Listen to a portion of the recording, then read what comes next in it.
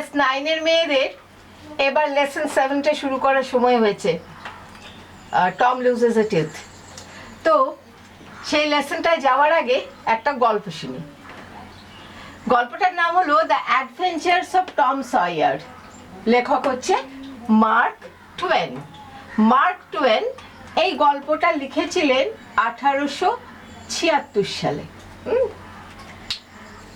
Tom সয়ারের গল্পটা এরকম যে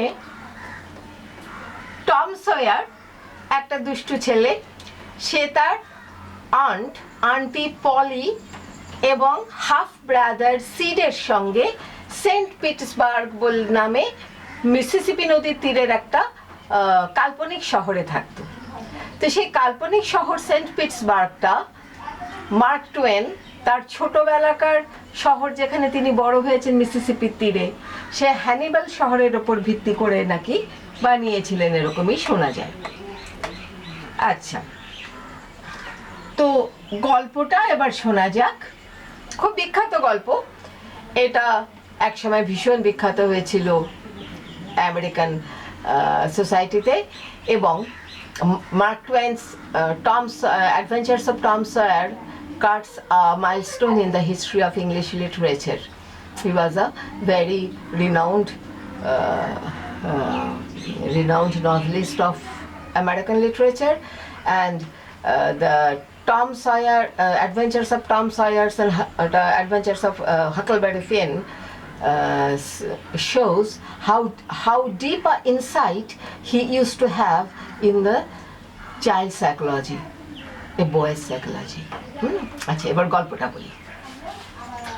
টম সয়ার ছিল একটা অনাথ ছেলে। সে তার আন্ট পলির সাথে এবং তার হাফ ব্রাদার সিডের সাথে থাকতো। হাফ ব্রাদার কাকে বলে? হাফ ব্রাদার বা হাফ সিস্টার হলো এমন একজন ভাই বা বোন যার সাথে একজন বাবা বা মা কমন থাকে, একজন বাবা বা মা কমন থাকে। মানে হয়তো মা এক, বাবা আলাদা দুজনের, কিন্তু বা হয়তো বাবা এক, মা আলাদা। আর স্টেপ ব্রাদার বলে আরেকটা কথা আছে। স্টেপ ব্রাদার হলো এমন একজন যার সাথে কোনো ব্লাড রিলেশন নেই, বাবা মা কেউই কমন না। ধরো একটি ছেলের বাবা একজন মহিলাকে বিয়ে করে নিয়ে এলেন যার আগের পক্ষের একটা বাচ্চা আছে, তো সেই ছেলেটি এর স্টেপ ব্রাদার হবে। এরা আইনগতভাবে ভাই হবে, কিন্তু ব্লাড রিলেশন কিছু থাকে না। হাফ ব্রাদার আর স্টেপ ব্রাদারে এই পার্থক্য। তো যাই হোক, টম সয়ার ছিল একজন অরফান। সে আন্ট পলি আর তার হাফ ব্রাদার সিডের সাথে সেন্ট পিটার্সবার্গ মিসৌরিতে থাকতো। মিসৌরি হচ্ছে একটা আমেরিকার একটা রাজ্য, সেই রাজ্যে থাকতো। সেটা ধরো তোমার ওই 1840 সাল নাগাদ, 1840 সাল নাগাদের এটা গল্প। আচ্ছা, টম ভীষণ দুষ্টু ছিল আর খুব মজা করতে ভালোবাসতো। হি ওয়াজ ভেরি ফান লাভিং। তো টম মাঝে মাঝে স্কুল বাদ দিত এবং সাঁতার কাটতে যেত আর জামা কাপড় নোংরা করে ফিরতো। এই জন্য একবার তার শাস্তি হয়েছিল যে সে তার আন্ট পলির পুরো ফেন্সিংটা, বেড়াটাকে তার চুনকাম করতে হয়েছিল। সে নানান জায়গায় ঘুরে বেড়াতো। In one of the most famous scenes in American literature, Tom cleverly persuades the various neighborhood children to trade him small trinkets and treasures for the privilege of doing his tedious work. Using reverse psychology to convince them it is an enjoyable activity. Tom later trades the trinkets with other students for various denominations of tickets, obtained at the local Sunday school for memorizing verses of scriptures. He cashes this into the minister to win much coveted Bible offered to studious children as a prize. Despite being one of the worst students in the Sunday school and knowing almost nothing of scripture, eliciting envy from the students and a mixture of pride and shock for the adults. Sunday school মানে রোববারের school, তার মানে হচ্ছে চার্চে গিয়ে scripture পড়া, Bible পড়া। তো সে Tom করতো কি, অনেক ছেলে মেয়েদের কাছ থেকে ও নানা রকম জিনিস এটা ওটা নিত, তার বদলে সে তাদের অনেক কাজ করে দিত, টিডিএস কাজগুলো করে ধর কাউকে বাবা বাজারে পাঠিয়েছে, বলে দে তোর বাজার আমি করে দিচ্ছি, তুই আমাকে ওই জিনিসটা দে, হ্যাঁ এরকম ধরনের আর কি, এটা ওটা করে দিয়ে ও জিনিস জোগাড় করতো। আর সেই জিনিসগুলি দিয়ে আবার টিকিট কিনতো। কিসের টিকিট? না, যেই সব ছেলে মেয়েরা বাইবেলটাকে খুব ভালো করে পড়তো সানডে স্কুলে, তাদেরকে টিকিট দিত, মানে তুমি ভালো পেরেছো বলে একটা টিকিট দিত আর কি। তো সেই টিকিটগুলি জমাতো এবং তাই দেখে সবাই অবাক হয়ে যেত। ও তো পড়াশোনায় ভীষণ বাজে ছিল টম, আবার বাইবেলের কিছুই জানতো না, স্ক্রিপচারের, কিন্তু অতগুলি টিকিট দেখে সবাই ভাবতো জোরে বাবা এ তো সাংঘাতিকভাবে বাইবেল জানে। তো হলো কি, ওই শহরের একজন জাজ ছিল, বিচারক, তার মেয়ে বেকি থ্যাচার, টম তার প্রেমে পড়ে গেল। টম তার জাজের মন জেতার জন্য একটা বাইবেল জিতলো ইসের থেকে, চার্চের থেকে, অতগুলি টিকিট আছে তো, হ্যাঁ। তো সবাই ভাবলো যে কি সাংঘাতিক, ও তো দারুণ পারে। কিন্তু যখন ওকে বাইবেলের কথা জিজ্ঞেস করা হলো সে কিছু বলতে পারলো না, কারণ সত্যি তো জানে না। তো যাই হোক, এরকম করে চললেও টম বেকিকে কিন্তু মানিয়ে নিল এবং ওরা নাকি এনগেজড হলো। কিভাবে না, একে অন্যকে চুমু খেলো। পরে বেকি খুব রেগে গিয়ে ওর সাথে সব সম্পর্ক বাদ দিয়ে দিল, কারণ জানা গেল যে টম এর আগেও আরেকটা স্কুল গার্ল অ্যামি লরেন্সের সাথে এনগেজড হয়েছিল এবং বেকি তার মোটেই তার ফার্স্ট গার্লফ্রেন্ড নয়। Shortly after Becky shuns him, Tom accompanies Huckleberry Finn, a vagrant boy whom all the other boys admire, to a graveyard at midnight to perform a superstitious ritual designed to heal wounds. At the graveyard, they witness a trio of body snatchers, Dr. Robinson, Muff Potter, and Injun Joe, robbing a grave. Muff Potter is drunk and eventually blacks out. While Injun Joe gets into a fight with Dr. Robinson and murders him, Injun Joe then appears to frame Muff Potter for the murder. Tom and Huckleberry Finn swear a blood oath not to tell anyone about the murder, fearing Injun Joe would somehow discover it was them and murder them in turn. Muff Potter is eventually jailed, assuming he committed the killing in an act of drunkenness and accepting of his guilt and fate. তারপরে বেকি Thatcher যখন ওকে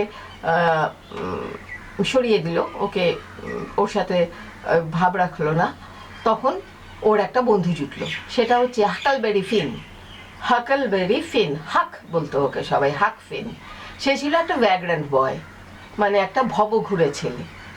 তাকে কিন্তু সব ছেলেরাই খুব পছন্দ করতো, যে যখন তখন যেখানে খুশি চলে যাচ্ছে, বাচ্চা ছেলে সিগারেট ফুঁকছে, পাইপ খাচ্ছে, হ্যাঁ আরে বাপরে কি সাংঘাতিক কুল, এরকম ভাবতো।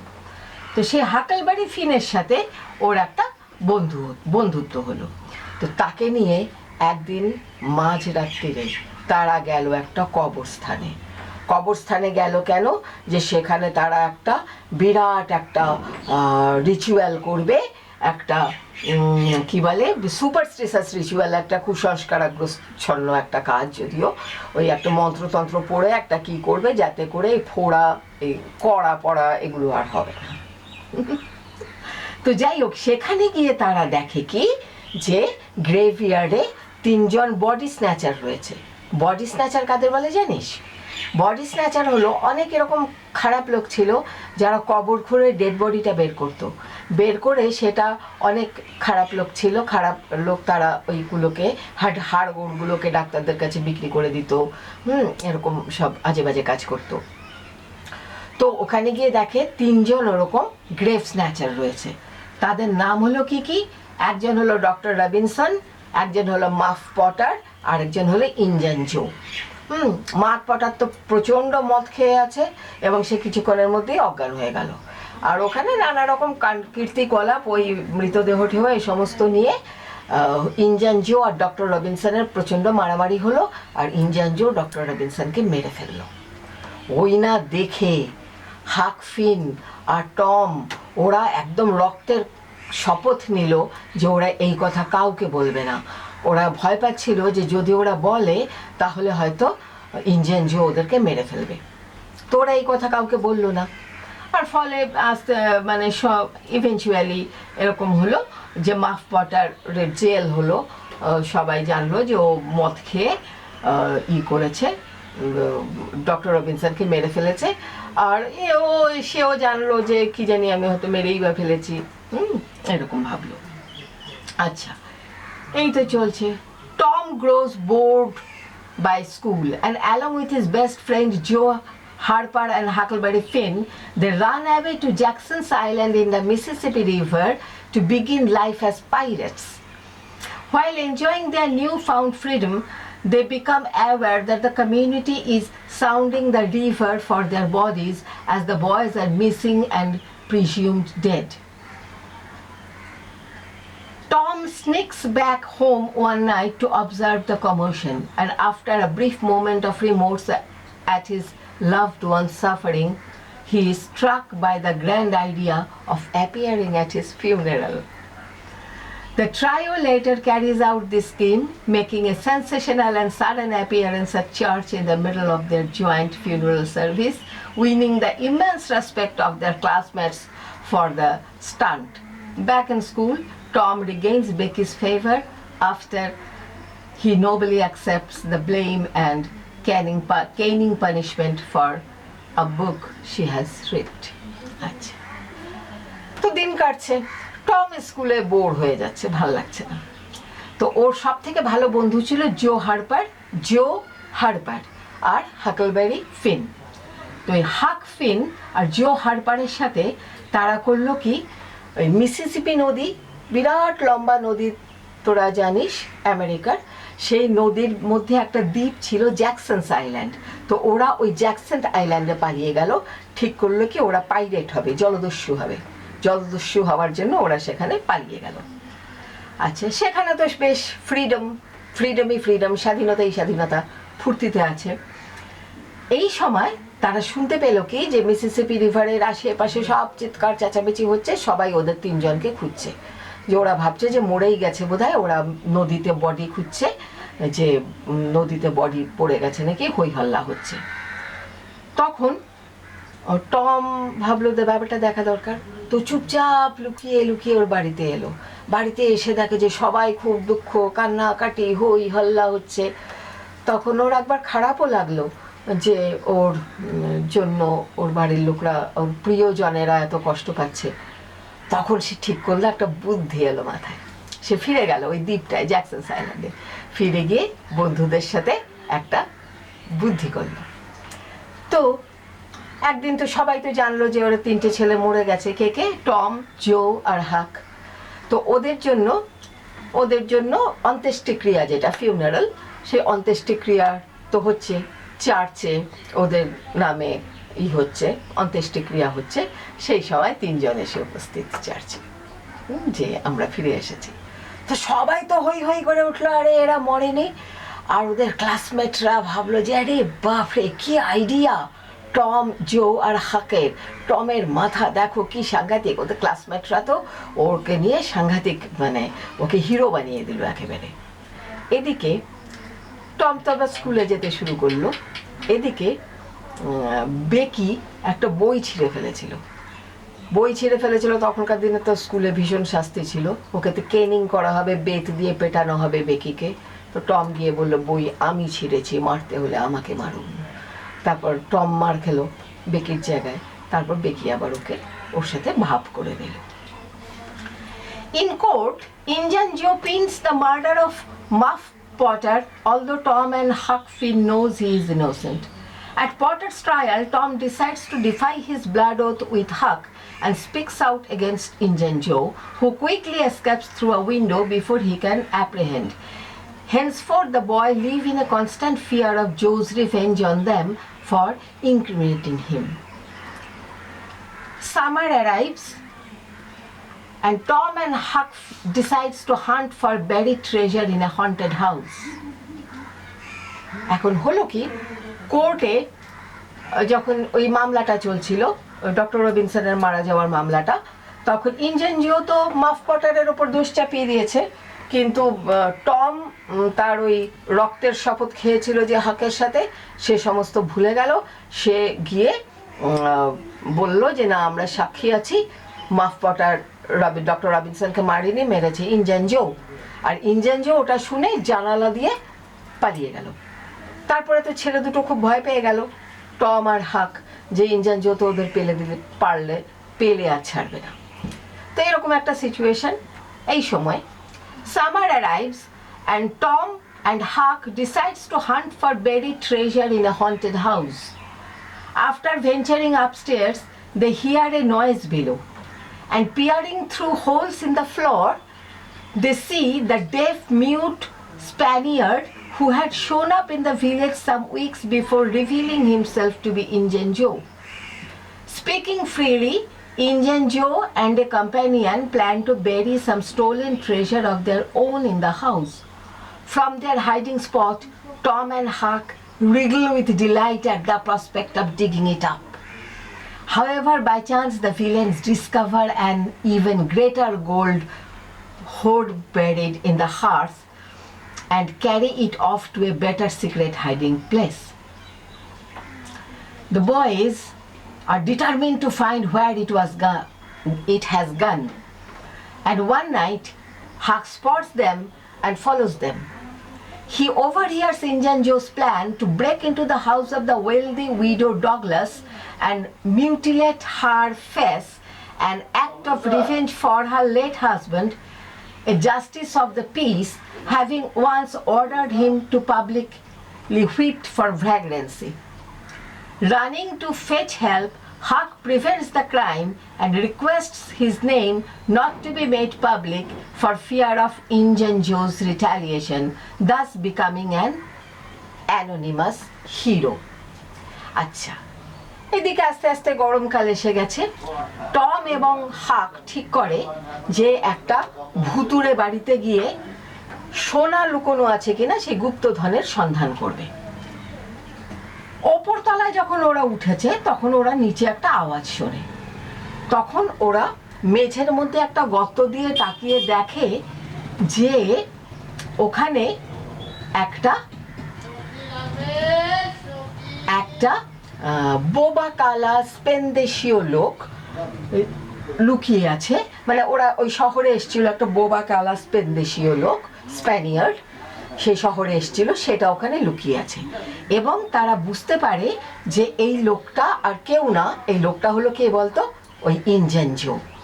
সে ওই স্প্যানিয়ার্ড সেজে ওখানটায় লুকিয়ে আছে। পরিষ্কারভাবে কথা বলছে ইনজেনজো তার সাথীর সঙ্গে, তার সঙ্গীর সাথে, এবং বলছে যে কিভাবে সে কতগুলো সোনা ওই ঘর বাড়িতে লুকিয়ে রেখেছে এ সমস্ত কথা বলছে।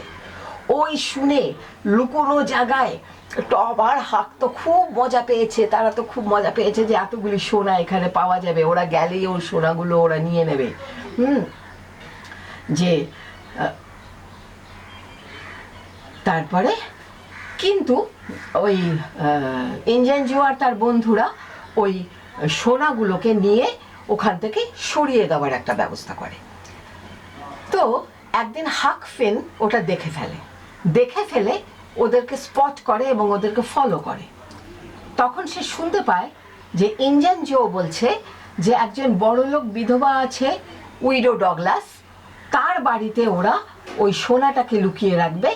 আর ডগলাসকে বুড়ি ডগলাসকে ওরা মেরে ওর মুখটাকে ক্ষতবিক্ষত করে দেবে, কারণ তার যে স্বামী ছিল, ওই বিধবা ডগলাসের যে স্বামী ছিল, সে ছিল একজন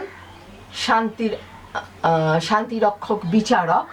সে একবার এই ভবঘুরে পানা করার জন্য ওকে পাবলিকলি জনসমক্ষে চাবুক মারার হুকুম দিয়েছিল ইনজেনজোকে। এই জন্য ওর ওপরে রাগ আছে, এই জন্য ওই বুড়িটার বাড়িতে ঢুকে বুড়িটাকে মেরে ক্ষতবিক্ষত করে ওখানে সোনাটা রাখবে ওরা, এটা ঠিক করলো। Running to fetch help, Huck prevents the crime and requests his name not to be made public for fear of Injun-Jo's retaliation, thus becoming an anonymous hero. ও তো দৌড়ে হাকফিন দৌড়ে গিয়ে হেল্প ডেকে এনেছে এবং বলেছে যে তার নাম যেন কখনোই না নেওয়া হয়, যাতে ইন্ডিয়ান জো ওকে না ধরতে পারে আর কি, এই জন্য নাম নিতে না করেছে। আর ও তো সকলেই তো ভাবলো যে এটা কে অচেনা হিরো, হ্যাঁ, যে এরকম কাজটা করেছে। In the meantime, Tom goes on a picnic with McDougall's cave with Becky and their classmates. However, Tom and Becky get lost and end up wandering in the extensive cave complex for several days, facing starvation and dehydration. Becky becomes extremely dehydrated and weak, and Tom's search for a way out grows more desperable. He accidentally encounters Indian Joe in the caves one day, but is not seen by his nemesis. Eventually, Tom finds a way out, and they are joyfully welcomed back by their community. As a preventive measure, Judge Thatcher, Becky's father, has McDougall's cave sealed off with an iron door. When Tom hears of the sealing 2 weeks later, he is horror-stricken, knowing that Indian Joe is still inside.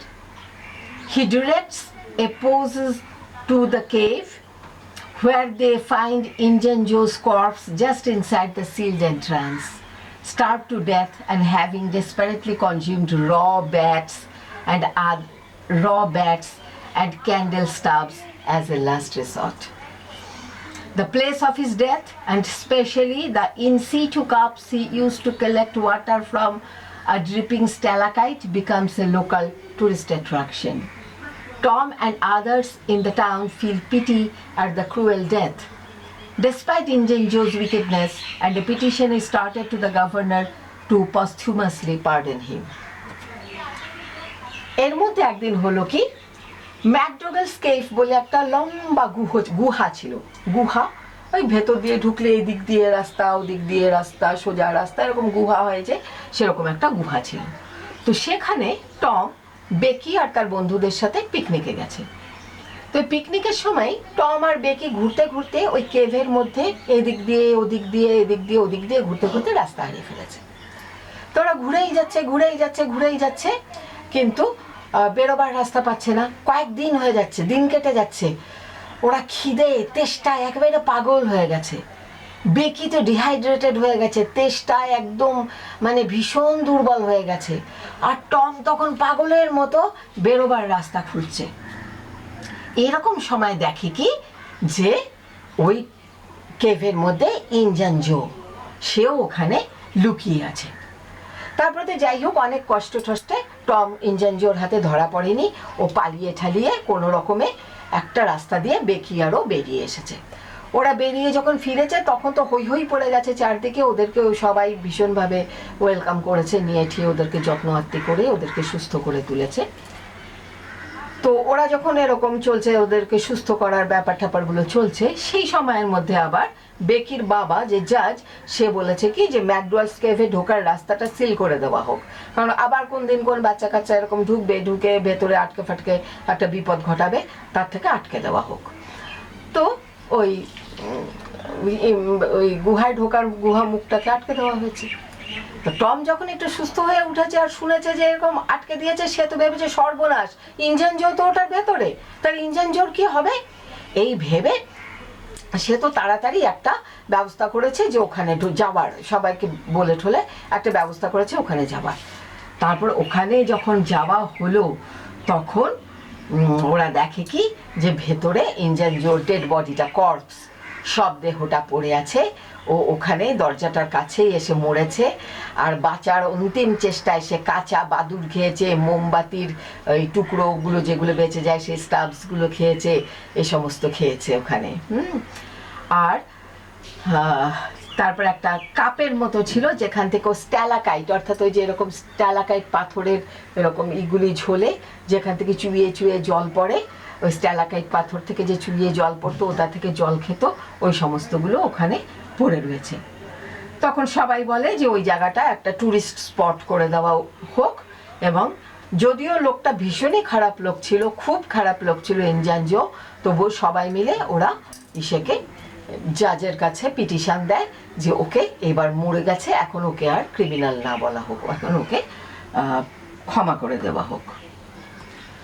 A week later, having deduced from Indian Joe's presence at MacDougall's cave that the villain must have hidden the stolen gold inside, Tom takes Huck to the cave and they find the box of gold, the proceeds of which are invested for them. The widow Douglas adopts Huck, but he finds the restrictions of a civilized home life painful. Attempting to escape back to his vagrant life, Tom tricks him into thinking that he can later join Tom's new scheme of starting a rubber band.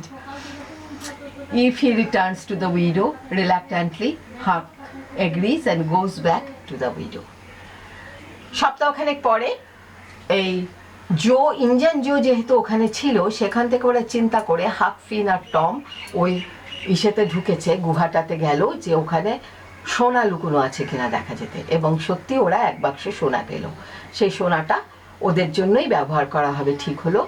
আর ওই যে widow Douglas, বুড়ি যাকে ওরা বাঁচিয়েছিল, সে বুড়ি Douglas Huckleberry ফিনকে নিজের ছেলে হিসেবে গ্রহণ করলেন, অ্যাডপ্ট করলেন। কিন্তু হাকলবেরি ফিনের বাড়ির সভ্য জগৎ তো ভালো লাগে না, ও তো রাস্তায় রাস্তায় ঘুরে বেড়াবার জীবন, বুনো একটা, ও তো আবার পালিয়ে গেছিল।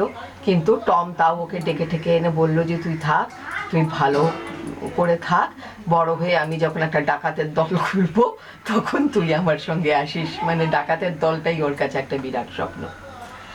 আচ্ছা, এটাই হলো adventure of Tom Sawyer, Mark টোয়েনের লেখা। এই টমেরই একটা ছোট্ট ঘটনা তোমাদের লেসন 7-এ আছে, যেটা আমরা এর পর দিন পড়বো। ঠিক আছে ক্লাস 9-এর মেয়েরা, বাই।